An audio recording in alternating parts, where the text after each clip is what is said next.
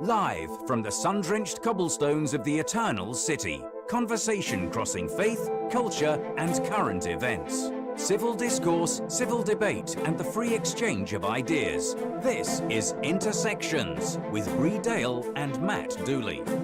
Now your hosts, Bree and Matt.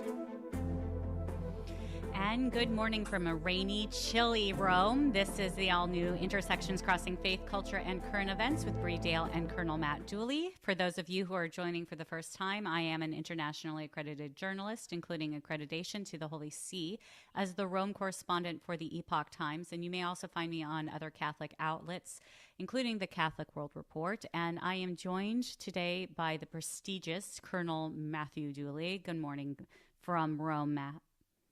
Good morning, Bree. So for those of you who are listening, our show is broken down into three themes: news impacting faith, connecting those stories, hopefully, to news impacting culture, and news impacting current events and politics. Today, our show is really going to focus on the politics and world, reports coming out, because there's been a lot of news since we were with you 2 weeks ago. But I kind of wanted to recap real quick. First, happy All Saints to the Dominicans. We were told right before we came on by our producer that today is All Saints for Dominicans. And also happy All Saints to those who are joining us. You know, we're in now the month of All Souls, so pray. Going to the cemeteries and visiting and praying for the dead comes with it indulgences every day. So if you drive by a cemetery every day and you think you can just like pull in for 5 minutes and say a prayer for the dead, you're getting indulgences for those poor souls in purgatory. So really think about doing that. It's a good little practice to teach your kids as well. But for those of you who are interested in news coming out of the church, there's not a lot, actually, which is always a good thing.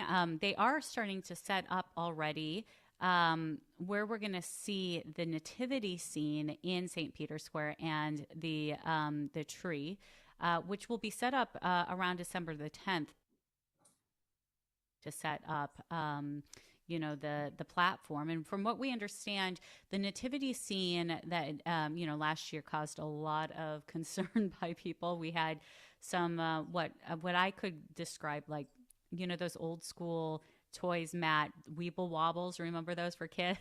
Yeah, I had a set when I was little. Yeah, like the nativity scene last year reminded me a little bit of like a scary Weeble Wobble. And, we had like weird things in the nativity scene, like an astronaut and like a Darth Vader type figure who I think was supposed to be like a soldier. And it just was, a lot of people didn't like the nativity scene. This year it's coming from Peru and from the Andes. And so it's going to be set up with traditional garb. There are going to be llamas. And frankly, again, like who really hates llamas? I mean, llamas are great. I mean, llamas instead of camels. It's a hard time pushing back like the llama. Yeah, how can you hate a cute little llama or two in the nativity scene? So it's going to be a little bit more muted, from what I understand, but very colorful, but more traditional leaning than what we saw last year. And so all of that to say, it is interesting, though, that already we're starting to see here in Rome, and I don't know how it is in the United States. Usually we start to see some Christmas stuff being broken out after the Halloween time. But I think most of the time, it's like after Black Friday, after Thanksgiving, that we start to really see the Christmas stuff come up. We start to hear Christmas music. But here in Rome, they're already decorating the doors with Christmas stuff, which is kind of crazy to me. Yeah. That's insane. But yeah, it is. And we're going to be talking in one of our segments, we're going to be talking about the impact of the materialistic culture to this season, to Advent and Christmas, which are very holy. They're times of evangelization. These are the times that we can really bring people into love of the Christ child, of the incarnation, why we use Advent. And yet it seems like more and more every year we start to have this materialism. And this year in particular, and how this ties into politics, is that this year there's going to be some concerns. We're already starting to see inflation. And I've been seeing people taking pictures of their gas prices this past week, and it's through the roof. We know that already. Warnings of food prices going through the roof again happening, and we heard about these food prices going up during, July 4th, this year. So people are saying, oh, our cookouts are not going to be the same. But beforehand, Matt, last time we were on, we did a segment on this conference that I did, or I attended, hosted by Carlos Moreira and his co-author on the Transhuman Code, which is a book that they wrote fighting transhumanism, but really also looking at, the movements that we're seeing right now with, like, say, Facebook's Meta, which is actually a hilarious side note. Matt, did you see the news out of this past week where Facebook is running into some copyright issues with Meta? Meta is already taken, so yeah. They tried to take that name, and then we also know that they're even their logo that was copyrighted, and they took that as well. Matt, like, you own your own business. Like, don't you kind of have to look up to see whether or not someone else owns the same name? And well, yeah, if you're smart, and you would think, if you're going to multi-million-dollar, multi-billion-dollar industry, that you'd at least have a couple of copyright attorneys on retainer. But hey, the president of the United States will often issue directives without checking to see if it's constitutional. So hey, but perhaps the pattern of not screening your decisions before you launch is something that's now in vogue.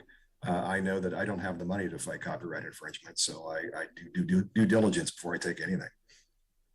Right, and we are going to talk about this executive rule through OSHA in one of our segments as well. So stick with us, guys. This is Intersections: Crossing Faith, Culture, and Current Events with Bree and Matt Dooley. But really interesting to note. So this conference, going back, that was hosted at the Vatican. It caused a lot of controversy because journalists like Steve Bannon, who has a big following, were pushing out that the Vatican was engaging with individuals who are pushing transhumanism, which is a philosophy, to the point where people are like, we can adapt our bodies with robotics in order to enhance ourselves. So kind of think RoboCop, or like, the Borg, or like, hey, my arm doesn't work as strong as I would like it, so I'm going to cut off my arm and then put it like an enhanced robotic arm. And that is transhumanism. And there are people who are doing this. That's including the whole idea of, hey, I'm going to insert chips in my brain or in my arm in order to purchase things, and it'll be faster, and then I can keep all my data on there. So that this is transhumanism. And Carlos Moreira wrote a book fighting this, but in a technological and very secular way, i.e. saying, bottom line up front, we should own our own digital identities, not Facebook, not Google, not the conglomerates, because they're making money. Like, Facebook makes 98% of all of its internal revenue, everything that comes into Facebook makes that off of your identity, by tailoring ads that go towards your identity. They sell your identity to bidders on the market for identity in order for companies to target you. So this is why, when you signed up for Facebook, you said, yes, you can take my identity array. And Carlos Moreira comes back and says, actually, you should be paid for the use of your identity. If they're making money, you should be making money. You should own these things, which is very secular. But at the bottom line, people, if they found out that, hey, I could actually own my ID, I could shut off that switch at any time possible to say, like, hey, Google, I don't want you to sell my ID anymore. I don't want you making money off of me. You could shut that off because that's a human right. I think, bottom line, this isn't a Catholic thing or a Christian thing or a Hindu thing. This is just a human rights level thing, which does tend towards, the dignity of the human person, which is one of the reasons why Carlos Moreira wanted to bring in philosophers and theologians from Catholicism, because Catholics lead the way for the dignity of the human person. But Matt, what's really interesting is that Carlos himself, he's a Catholic, a father of 6, and almost immediately this movement of conservatives trying to connect transhumanism and this like kind of crazy philosophy to the Vatican. The Vatican is being used, which we know there. I mean, that is something that's happening with, say COP26 and like the whole movement for environmentalism. The Vatican is being involved with, and even John Kerry, when he came here, said it's really important to have the Pope's voice on these things because he brings with it moral gravity, that kind of thing. Well, so, Steve Bannon reported through, it wasn't really Steve, because Steve actually knew Carlos Moreira from Davos. Yes, you heard that correctly on our show today. Steve Bannon actually admitted to this as well. He has gone to Davos and he met Carlos Moreira, the founder of WiseKey there.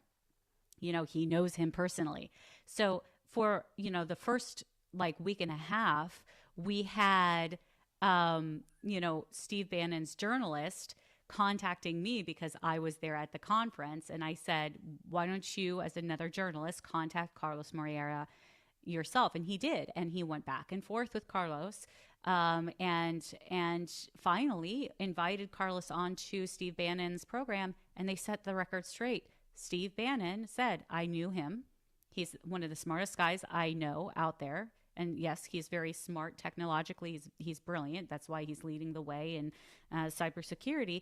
And he set the record straight. So Bannon, what he did was implicitly retract and correct his reporting earlier. I will say that there have been other misinformed commentators in the Catholic world. I'm going to name one, Jim Havens, who is a regular contributor to Guadalupe Radio. He has his own blog.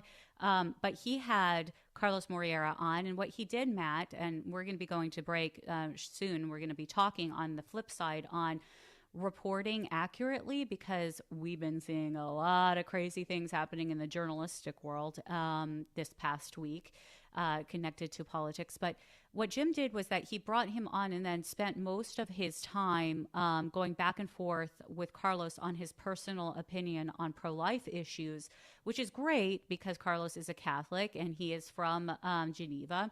But like, Carlos doesn't write as a Catholic, he writes as an expert in cybersecurity and technology, and his Catholicism informs his work, but he's not an activist. And Jim, on the other side, Jim is an activist in pro-life, so that's where his area of expertise is. But you can't really claim that you're an expert in cybersecurity and tech if you're not, and then push a whole bunch of ideology onto a technical expert. That's not how you do things with journalism. And it ended up being pretty cringe, the interview that he did. And unfortunately, I did not see any retraction or correction on the claims that Jim made that Moreira was involved in transhumanism, or that he was deeply connected with Klaus Schwab and, the controversies around the Fourth Industrial Revolution that Schwab is pushing. You will own nothing and you will like it, that kind of thing. So that's insane. It is like, but the thing is like when you're at the level of tech, Matt, and we're going to be going to break, but I'd love to hear you just kind of make in a minute. But when you're at the level of tech, you speak to the level of tech, tech to tech. Yeah, absolutely. So expertise wise, when we get back, we're going to talk more about journalism and holding a standard of ethics, and what we are to expect when we have a level of expertise and excellence in ethics from those who have none. Stay tuned. This is Intersections with Bree and Matt Dooley. We'll see you in a few moments.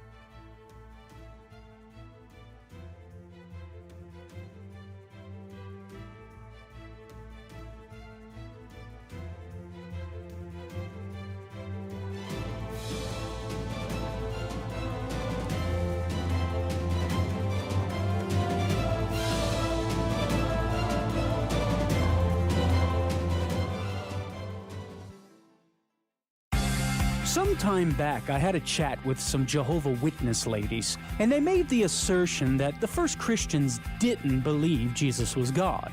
That belief was a later invention. But is this true? No, it's not. Leaving John 1:1 off to the side for now due to disputes with Jehovah Witnesses over its translation, John 20:28 records the Apostle Thomas saying to Jesus, which literally translates from the Greek, "the Lord of me and the God of me." John says of Jesus in 1 John 5:20, "This is the true God and eternal life." Paul writes of Jesus in Colossians 2:9, "For in him the whole fullness of deity dwells bodily." It doesn't get any clearer than that. There are many more passages, but these suffice to show that the first Christians did believe that Jesus was God. I'm Carlo Broussard with a ready reason for Catholic Answers, Catholic.com. We all know children have a natural innocence and a sense of wonder. Yet our world is full of distractions that can pull families in the wrong direction.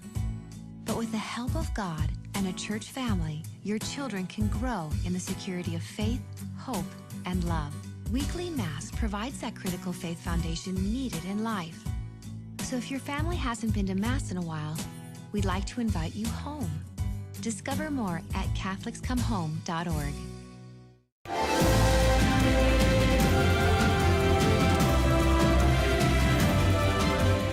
Good morning and welcome back to Intersections, Crossing Faith, Culture, and Current Events with Bree Dail and Matt Dooley. So, Matt, we were talking in the first segment about some of the news impacting the church, and specifically on this technical conference that took place a few weeks ago, and retractions and corrections from certain conservatives like Steve Bannon on the the misinformation and the concerns that they have, and they do have right concerns. It was just misplaced concerns on this.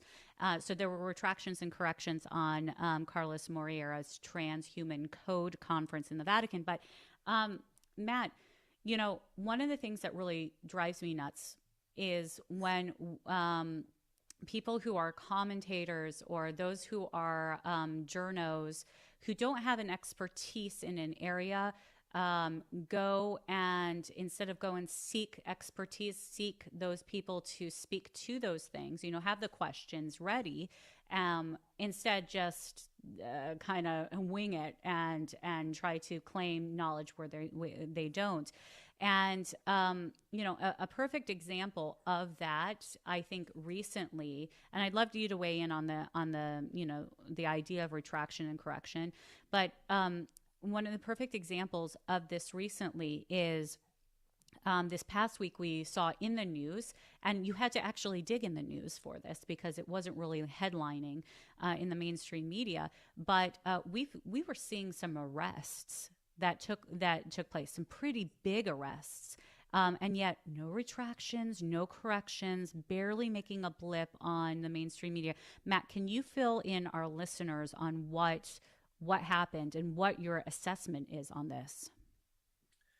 Yeah, well, that's a lot to unpack. I say that a lot because there's so much we cover in this show. Yeah, I'll start with what I think is really the synthesis of what we've been talking about today. That people will say the old axiom: the last thing you want to talk about with a group of people is religion and politics. When we talk about what journalism is about, is being brave enough to cover those two topics. And the only way to do that is to do it objectively. But I'll add a third point to it. We've now got the trifecta: politics, religion, and technology. When those three intersect, you have to keep your nose clean. If your responsibility professionally is to provide the news, which is grounded in truth, and truth is a formula, fact plus context, you have to watch your own personal biases. And when you later fall back and discover that something you said was wrong, part of being a professional is being brave enough to step forward and say, you know what, I'm going to trumpet my correction as loudly as I push this first news headline that turned out to be false. The most recent example that you're alluding to is the arrest of Mr. Terchenko, who is the source of the Russian Steele dossier content largely. And he's arrested for lying to the FBI. Big surprise. Everything that it turns out was in that dossier was wrong. And the reason why it's a big deal is because so much of what the FBI did, so much of what the intelligence community used, so much of what went into the FISA warrants that justified spying on the Trump campaign, Trump as a candidate, then Trump as a president, and all these other process crimes that people ended up getting nailed for, was all predicated on garbage. Right. And we spent the Paid last for by five who? and a half years paid for, unfortunately, by the Democrat Party, by the Clintons. And so all this is going to begin to unravel. The question is, and again, trying to maintain some if I spit it out, objectivity on my end would be nice, but I have to see it first out of the journalists. And Right. that was a big story last week, and it got very minimal coverage by the monolithic media. And it says a lot about the state of play in the news organizations right now. You're not getting a standard data feed. You're getting biased, shaped content, which for the last 5.5 years has told you that Donald Trump and everything he touched was the result or connection to a Russian agent.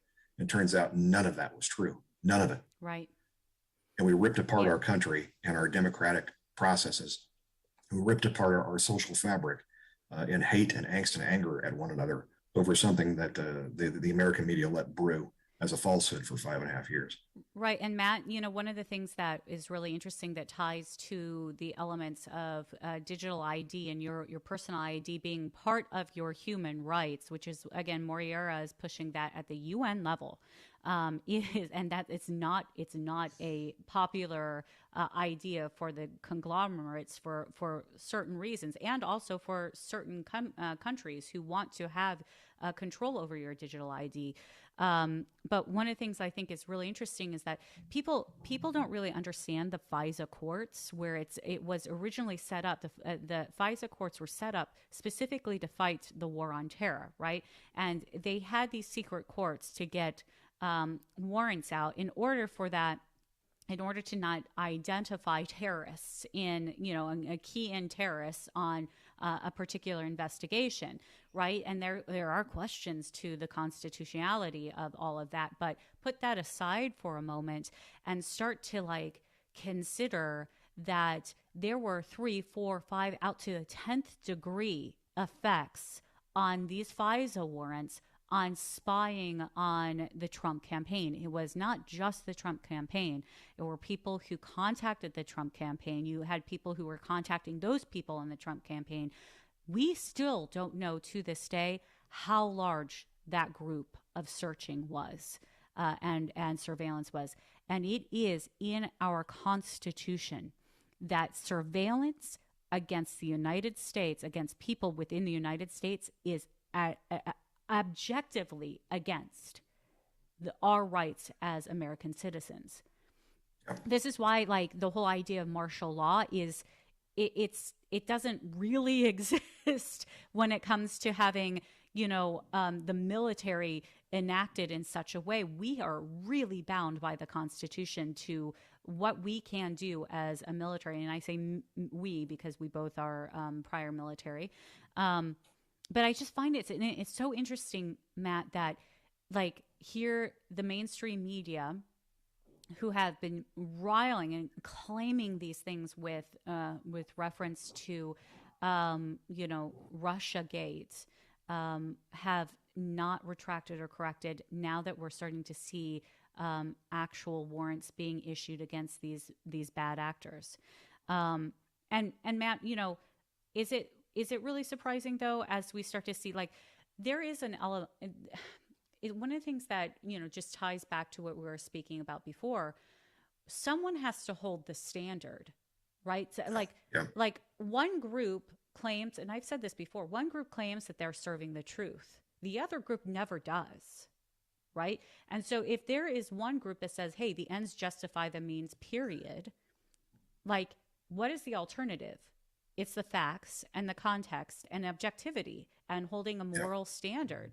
And how does that happen? Well, the people have to be willing to say, yes, I get caught up with confirmation bias. Yes, I like to listen to people who I agree with because it's easy. But in order to be objective, we have to look at all the facts on the table, and we have to keep, Jordan Peterson says, if you don't have a devil's advocate in your brain questioning every single thing that you think, especially on the intellectual level when it comes to knowledge, if you aren't challenging yourself on that, then what you're doing is you're putting yourself in a position to never really grow, never really learn, never really come to even a higher understanding of both yourself and virtue, because you just find yourself in that that echo chamber of like minds. And I tend to see that both on the right and the left. So standards go down because I agree with you anyways, right? You're just telling me what I want to hear. That's not journalism. And a perfect example of what can happen when you do hold the line, and you do push for, objectivity, proof. And yes, there's going to always be an intent, and because we're human beings, you're going to see some biases coming out of journalists, especially these days, with journalists who have to fight to be able to have, a say in the national stage. But what did we see on top of what we, not hearing about in the news about these arrests? Really, what we did hear in the news is that Project Veritas, the founder of Project Veritas, and a large group of journalists and former journalists were raided. Their homes were raided by the FBI this past week. And they were raided because the Project Veritas had been given a copy of a supposed diary of one of the daughters of Joe Biden. And this diary had some pretty salacious things in it. Well, Project Veritas said we couldn't confirm it. We couldn't confirm that it was a legitimate diary, and so we tried to hand it over to, police, and they did what was correct. And yet now the FBI is it's almost like it seems like the journalists who did the right thing, the FBI is being weaponized against them, just like what we saw with FBI being weaponized against the Trump campaign. What are your thoughts on this? Are journalists not going to be able to provide proof? Are they not going to be able to be opposed to, are they no longer going to, are we as journalists no longer going to be the weapon of the people to hold our leadership accountable? Yeah, I think what you're looking at is the inflection point of who watches the watchers. If I have someone Right. watching to hold people accountable, who watches them? What are the mechanisms that are in place? I can talk to you about what we all know were supposed to be the checks and balances. The checks and balances that are in our Constitution. The idea that the First Amendment protects a number of different rights. Your right to freedom of speech, your right to freedom of the press, freedom of religion, freedom of assembly, the right to petition for redress of grievances. All those things are supposed to be your voice as an American citizen. And then out from that grows this idea of an American media. But how far the mighty have fallen. When we talk about the media and its self-declared fourth estate, I don't vote for them, but you hear that come up often again, that we, the media, are the last best defense that the American people have against the government, the apparatus. That only works so far as long as it's held to a professional standard as well. When that breaks down, then you get a cascade of effects of what we're seeing now. Instead of having a Woodward and Bernstein that find the facts and break out the Pentagon Papers, which then calls into question what's going on in the Nixon administration and so on. Right. Now we have the media complex on the side of those who are corrupt inside government, continuing to push an agenda, continuing to push information. And I want you all to think, as you listen to this, go all the way back to the first moment you heard someone say something about, I'm not really sure about this Russian investigation. I'm not really sure there isn't some conspiracy here. And all the tinfoil hat accusations you got, Right, exactly. if you said that. So now here we are with an arrest of a key capital player that got this thing started, that upon which all of this investigation apparatus was built, and it's all going to collapse like a house of cards. And if the system still works, some people are going to get held accountable, hopefully. And hopefully Right. that'll start the process of righting the ship again, and getting both the government and the media complex clean again, so we can trust them. But this, Because right only now we don't. happened with like, yeah, and it only happened, Matt, because the facts were driven, and there were more and more facts being uncovered, and it was fact, fact, fact. The problem is that when ideologues on the right say the ends justify the means, and they lower their standards to just like, Mm, ideology, then what ends up happening is that, and it only takes one time, because the other side has no moral line. No, it has really said, they have said God is dead. This is the push, right? So there is no moral line. So if you are saying I stand for truth, which is what conservatives say, I stand for truth. He is a person. His name is Jesus Christ. This is what I hear. But then you say, well, the ends justify the means, and even though I'm not going to source this, it comes, like as a journalist, oh, like the rumors say this, and conspiracy theory. Oh, the Pope was arrested. The Vatican went dark. All of these things. When that happens, then you hand the weapon over to those who are looking to manipulate, and they say, yeah. see at these tinfoil like hats. This is why it's so so so important that we get this right, and that we identify the facts, and we challenge when the facts show that what you're saying to me is not in reality. This is what I'm saying. How do you address these facts? Which is, Matt, one of the reasons why, before we go on and we talk about the Biden administration and some movements this week, one of the things that I'm really really concerned about is when we start to see the unraveling of certain narratives, and journalists who have been identifying these particular narratives as being wrong, whether it's right or left. What really concerns me is the use of those things for the manipulation by leadership, and one of those perfect examples are what we saw with the Biden visit to the Vatican. Right.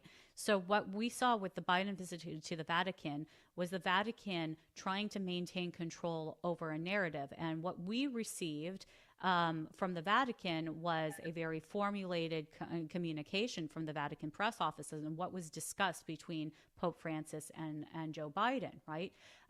What we also were told afterwards is that the White House tried to push for a whole bunch of staging, video staging, photo ops, communication. And the Vatican was like, nope, this is not going to happen, because they knew that it could be manipulated for political gain by Biden. But because the Biden administration, this was all completely shut down, and because what the Vatican was looking at trying to do was hold the narrative, so they thought, okay, well, only Vatican media is going to have access to the Pope and the president. What they did was actually cut off their nose to spite their face, because independent journalists were not able to be there to document when the Pope and Biden were discussing or not discussing abortion. And now what we have is a president who has a track record of not telling the truth. And I think people need to just realize this. Even if you're a Biden fan, he has a track record of this. And he has a track record of kind of fudging it when it comes to, like, his speeches, giving the wrong data, making up stories that don't really make a lot of sense. And so when he was asked about the context of what if abortion came up in the conversation, all we had was Biden saying, no, it didn't, and yes, it did. He contradicted himself in the statement that he said at the press conference with the Italian president. And then he said, the Pope said to me that he was glad I was a, quote, good Catholic and to keep receiving communion. And I will tell the listeners here, like, that is full on propaganda if it's not confirmed by the Pope or the Vatican. And yet the Vatican and the Pope have come out, well, the Vatican's press office has said, we don't comment on private, like, conversation. But it's no longer private. because Biden claims that the Pope has given him, support in receiving communion. And what Biden did then was the next day he went full on with media presence to go receive communion at the same church that Nancy Pelosi tried to. So this is, and then afterwards the pastor said, well, I'm following what Pope Francis said, and, everybody should receive communion. That's completely against canon law. So we see how easily it is manipulated, how the media can be manipulated. And I fear, Matt, that, and here I am on my soapbox again, but I fear that information is not getting to people in a factual way in order for people to counter what is clear disinformation and manipulation until it's way too late. And what we're seeing right now with this arrest is 3 years after Russiagate, and after we knew everything about the FISA report being, made up, and the funding was from the Clintons, and it was opposition research, and then it was pushed out to obtain illegal FISA warrants because it was made up. There was no foundation for the FISA warrants. It just this was considered conspiracy because there were people who were pushing this out with agendas that were not factually based. And so I think we just have to be really careful. But Matt, something else happened this week with the Biden administration, and a few things. But one of the big things was President Biden followed through with his promise. He said that he was going to make sure that, to support the initiative for getting everybody in the U.S. vaccinated, that businesses with over 100 employees would need to follow a new rule through OSHA. So this is not executive privilege that he's taking. He's not doing an executive order, and he certainly is not going through legislation to make this law. This is going through OSHA, which provides regulations for health and safety. So he's pushing this new rule, and he's saying, well, we hope that you will abide by this, but you're going to be fined out the wazoo if you don't abide by this vaccine mandate, right? And oh, by the way, religious exemptions don't exist in this. So within 24 hours, we had a Southern gentleman come up and counter this. And this tweet that I put out on Twitter went viral, over 20,000 likes to this. This Southern gentleman is South Carolina governor, and this is what he said. I will issue an executive order barring any South Carolina cabinet agency from issuing or enforcing any vaccine mandate. He said, I am your Daisy. Absolutely. He's getting after, I think, what I think is the real center of gravity here. Just because we have federal agencies that have responsibilities to govern through not legislation, but through their mandate to control and run the apparatus that is everything here in the United States, whether that's the Department of Energy or OSHA or whatever, doesn't necessarily mean that it's constitutional. And that's the challenge, that within minutes, as you say, governors, and ironically enough, happen to be across the southern United States, stepped up and said, no, you don't. You can't mandate through executive order or through executive agencies things that probably ought to go through Congress, that ought to be matters of law. There are processes that even if it's a good idea, there's a place to put it and there's a place not to put it. And I think that's what you're seeing here is this challenge of you can't push this through OSHA because it's not what OSHA was designed to do. No, and Matt, here we go again. The South shall rise again, as we saw Governor Ron DeSantis announce lawsuits against the Biden administration as well, following the South Carolina's governor. We started with 15 days to slow the spread, and now it's gone to get jabbed or lose your job. And today's OSHA rule, very long time coming. We were waiting for it. That was issued. If you look at it, here it is. It's almost 500 pages. And so we're supposed to be a government of laws, not a government of men. This is 500 pages of a government of a bureaucracy, a government that is being run by executive edict, not in accordance with the typical constitutional processes. And the state of Florida is going to respond, and we will combat the OSHA rule. As soon as it's published, the state of Florida will be joining with Georgia and Alabama, as well as private plaintiffs, to file suit. This is a rule that is not consistent with the Constitution and is not legally authorized through congressional statutes. There is no federal police power. The federal government can't just unilaterally impose medical policy under the guise of workplace regulation, and that is exactly what they're trying to do. We started. So after that, 11 states filed suit, and we're seeing more and more, as well as individuals, as well as companies. There are questions to whether or not this is going to also be enforced through the government contractors, through the military, and yet, Matt, you know what happened after that? A day ago, 2 days after his announcement, United States Federal Court of Appeals for the Fifth Circuit froze Biden's vaccine mandate for companies. So this is how America responds to, and we are quite litigious, but that kind of works in our favor. So these things, this is how things work, and this is how we get things done.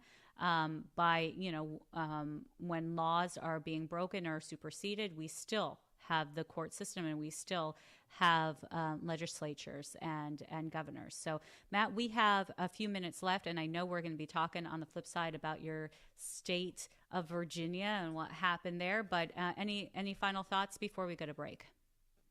Yeah, I think what we're going to talk about in Virginia reflects some of what we just talked about here. The idea that the American people are starting to push back on the overreach of governments, both state and federal, dictating to folks what should be up to them to decide. And so we'll talk a little bit about what I think the Virginia election means, both in terms of the state and the rest of the country. It's a bellwether, candidly. So when we get back, we're going to, here at Intersections, we're going to be talking about Virginia. We're also going to be talking about seeing Christmas already starting to be pulled out in stores. And, some of the things that we're kind of concerned about, and we've discussed before, inflation rates. Are we going to have a really Merry Christmas? And how is this going to affect our buying this year? Stay tuned. We'll be back in just a minute.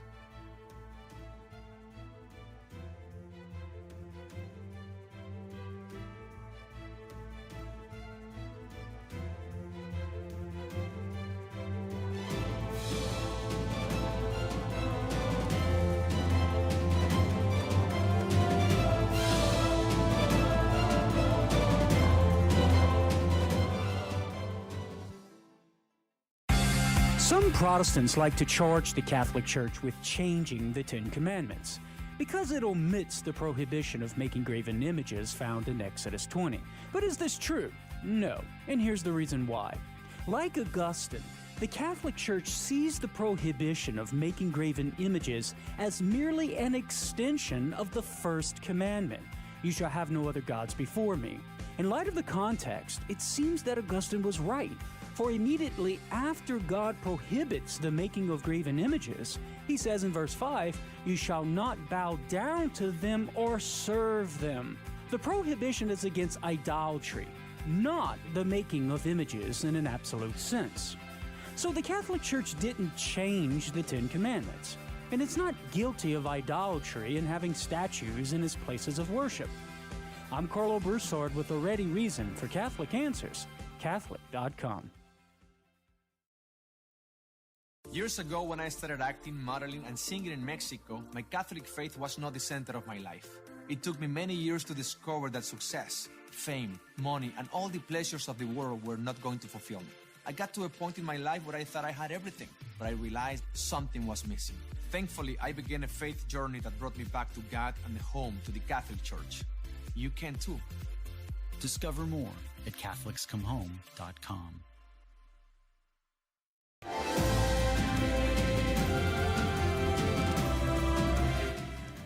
and good morning. Welcome back to Intersections, Crossing Faith, Culture, and Current Events with Bree Dail and Matt Dooley. I just want to give a shout out to Colin, Jeff, Albie, Luna. Thank you for joining us today, Jesus. And, you know, one of our commentators said, you know, there is such a split in families right now due to this vaccine mandate. And you know, the devil's, Colin said the devil's aim is to divide and conquer. And I think, you know, that's where we go with the whole element of emotional reactionism, which is such a big deal right now. People are so emotionally charged on both sides that they're not able to come together to talk more peacefully and logically and reasonably.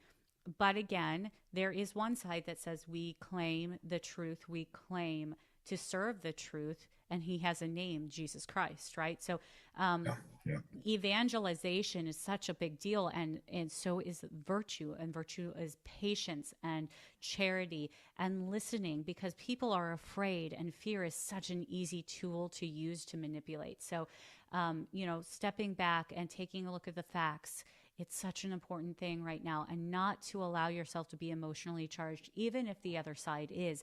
You will gain more. You will gain more virtue, as well as more,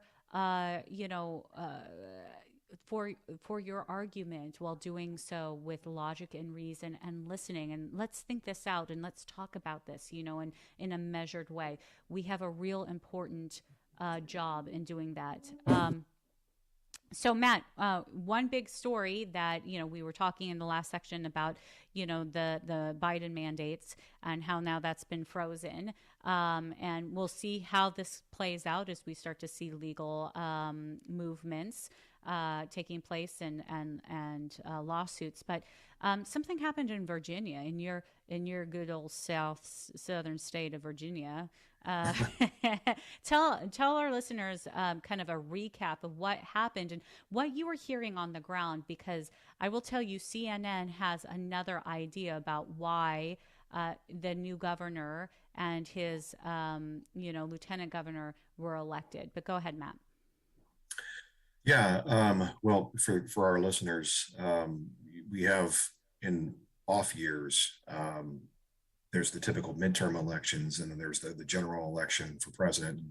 You know, once every 2 years, you're doing something nationally. But in Virginia, the off year in 21 this year, we elected a new governor, and you have a number of seats that are up for the local state house.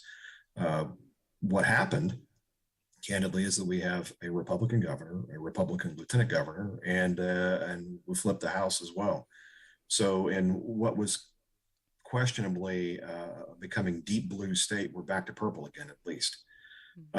So why did that happen? And that's what you're starting to see in the discussions in the media. And then what does that mean as a precursor to the upcoming midterm elections in 2022? There is both an argument of what does this mean, as well as a motion to suppress, and again, add obfuscation to why that, you know, folks like CNN or those on the left might think that these folks were able to get elected. I'll lay it out for you from someone here on the ground.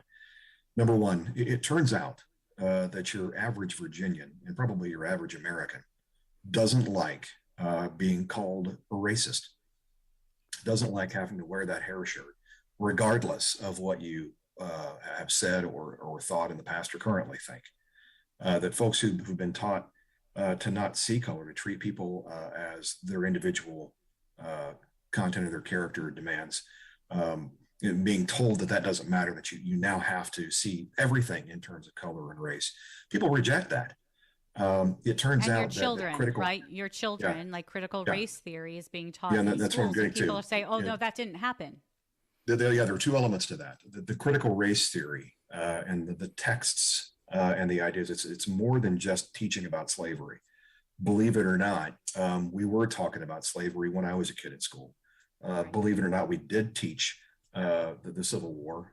Believe it or not, we did teach Martin Luther King in the Civil Rights era, and in the March on Selma. All that stuff was talked about. So that's not what CRT is about. CRT is about drawing the intersectionality of a lot of Marxist thought within critical theory, where it's applied to law or race or anything else, designed to really kick out the fundamental beliefs that America can be great, that the flag stands for something.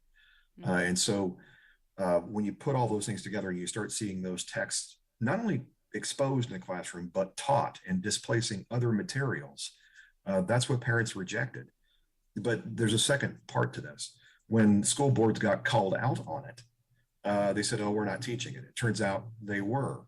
So they were teaching it and they lied about it. Right about They told people that it's not there. And then when it turns out the parents could see it in this era of COVID, when the classrooms were in their houses, not at school, they got to see what was being streamed into the faces of their kids, and they pushed back on it.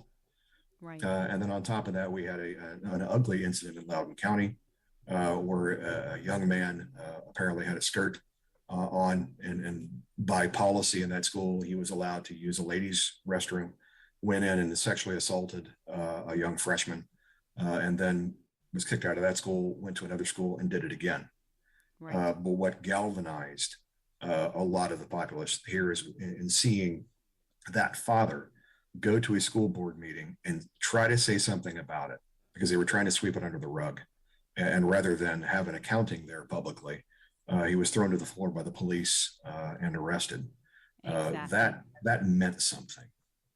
And on top of that, the continued discussion about CRT that never seemed to end led to a debate topic point between the two candidates, Terry McAuliffe and Glenn Youngkin, when McAuliffe, in gaff-tastic fashion, said that parents had no business determining what got taught to their kids, and that fundamentally resonated across a lot of suburbia in Virginia.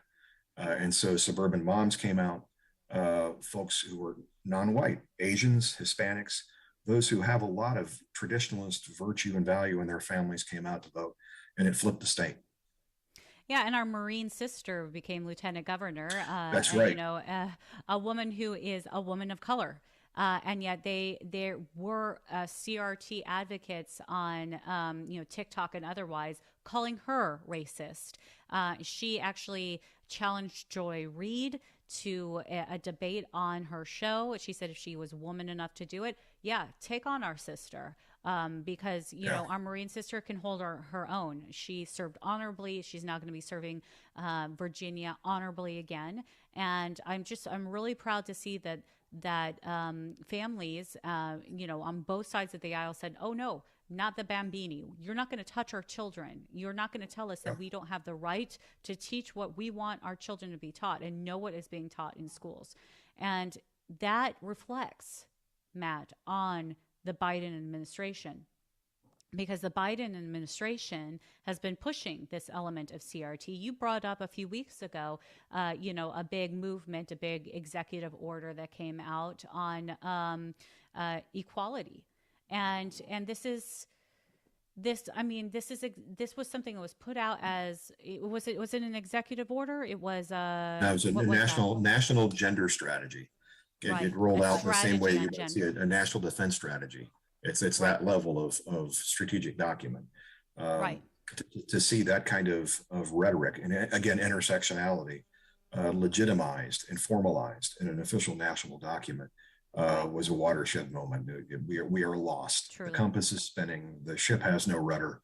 And we've lost all grip on reality, in my opinion. So, Matt, speaking of being lost and not having a grip on reality, I think people are starting to have that because, this past week I've been monitoring social media and seeing pictures after pictures, both from the left and the right, of gas prices out through the roof right now.